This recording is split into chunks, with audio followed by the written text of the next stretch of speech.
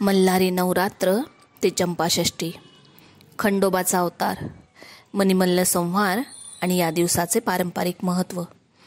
मार्गशीर्ष महिन्याच्या आगमनाने सह्याद्रीच्या कुशीत एक दिव्य नवरात्र सुरू होते. मल्हारी नवरात्र हा उत्सव फक्त पूजा नाही, हा देवाच्या धैर्याचा, करुणेचा आणि रक्षणकर्त्या शक्तीचा विजय सोहळा आहे. या नवरात्राचा शेवटचा दिवस म्हणजेच चंपाषष्ठी, खंडोबाच्या विजयाचा पवित्र दिवस. मल्हारी नवरात्राची सुरुवात प्रतिपदा म्हणजेच मार्गशीर्ष शुद्ध प्रतिपदेपासून 6 दिवसांचे मल्हारी नवरात्र सुरू होते. या 6 दिवसात भक्त अखंड नंदादीप प्रज्वलित करतात, जसा देवीच्या नवरात्रात केला जातो. सह्याद्री पर्वतावर जयाद्री नावाच्या डोंगरावर देवऋषींनी प्रार्थना केली, हे महादेव, मनी मल्ल या राक्षसांच्या अत्याचारातून आम्हाला तारावे. त्या हाकेला प्रतिसाद देत महादेवांनी घेतला एक अत्यंत तेजस्वी अवतार, मल्हारी मार्तंड. या अवताराची पौराणिक कथा मणिमल्ल संहार. कृतयुगात ब्रह्मदेवाने मनी आणि मल्ल राक्षसांना असा वर दिला, तुमचा पराभव कोणी करू शकणार नाही. या वराने उन्मत्त झालेले राक्षस पृथ्वीवर अत्याचार करू लागले.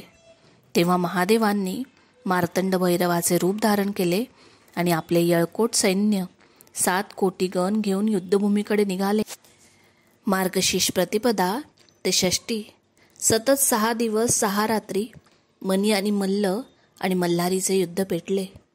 मल्हारी मार्तंडांनी मनी राक्षसाची छाती फाडून त्याचा अंत केला.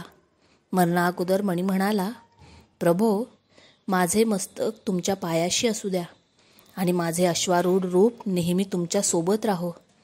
भगवान शंकरांनी त्याची इच्छा मान्य केली. मल्लाची शरणागती. नंतर मल्ल राक्षसाचा संहार झाला. मरणापूर्वी त्याने मागणी केली, प्रभो, तुमच्या नावाआधी माझे नाव जोडले जावे. आणि तेव्हापासून मार्तंड भैरव ओळखले जाऊ लागले, मल्हारी मार्तंड, खंडोबा. चंपाषष्ठी विजयाचा दिवस. मार्गशीर्ष शुद्ध षष्ठीला राक्षसांचा पूर्ण नायनाट झाला. त्या विजयानंतर आकाशातून चाफ्यांच्या फुलांचा वर्षाव झाला. या चाफवृष्टीमुळे या दिवसाला नाव मिळाले चंपाषष्ठी. या दिवशी जेजुरीमध्ये यळकोट यळकोट जय मल्हार या घोषणेने आकाश दुमदुमले. चंपाषष्ठीची पूजा, नैवेद्य आणि परंपरा. 6 दिवस अखंड नंदादीप. प्रतिपदा ते षष्ठी उपवास. वांग्याचे भरीत, कांद्याची पात आणि बाजरीच्या भाकरीचा नैवेद्य. कुत्र्याची पूजा, कारण ते मल्हारीचे गण. रोडगे, आंबोळी, पुरणपोळी, काही भागात याचा नैवेद्य दाखवला जातो. तळी भरण्याची प्रथा आहे. एका ताम्हणात पान, सुपारी, पैसा, खोबरे, भंडारा भरून 3 वेळा डोक्याच्या वर उचलले जाते आणि त्यावेळी जोरदार घोषणा होते, सदानंदाचा येळकोट येळकोट येळकोट. यातून आपल्याला शिकवण मिळते की चंपाषष्ठी फक्त राक्षस संहाराचा दिवस नाही, हा दिवस धर्माच्या विजयाचा, धैर्याच्या जागृतीचा आणि भक्तांच्या संरक्षणाचे प्रतीक आहे.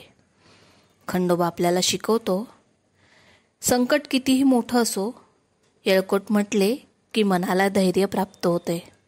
तर चला, आजच्या चंपाषष्ठीनिमित्त मल्हारी मार्तंडाच्या चरणी आपले मन, आपली श्रद्धा आणि आपला विजय अर्पण करूया. येळकोट येळकोट जय मल्हार.